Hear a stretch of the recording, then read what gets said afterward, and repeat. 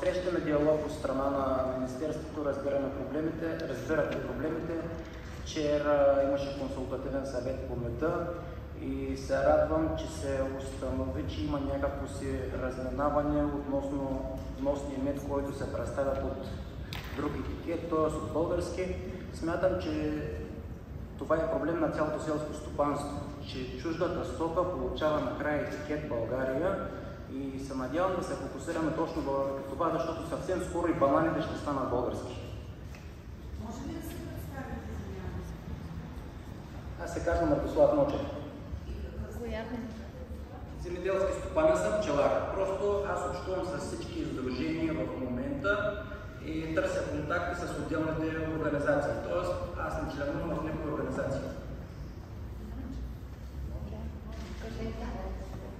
Господин министър, ще ли едно изречение само?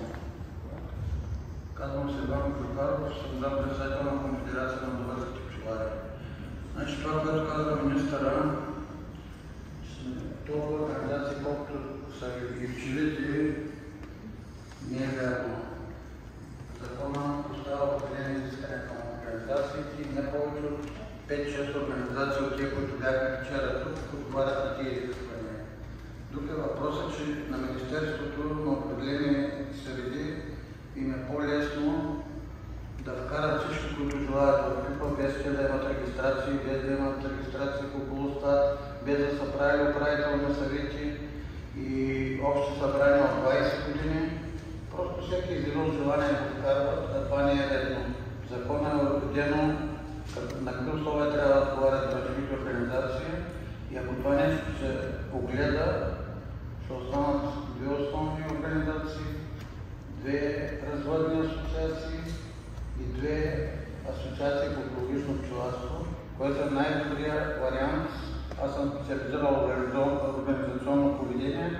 Това е най-добрият вариант в организационното поведение. По този начин са изградени взаимодействието между браншовите организации и държавата, примерно във Франция. Те също са 6 организации, работят перфектно. Другат са на дела с държавата, тогава са ръка за ръка с Министерството и имат много по-добри резултати и успеха от нас. Благодарим. Последни въпроси.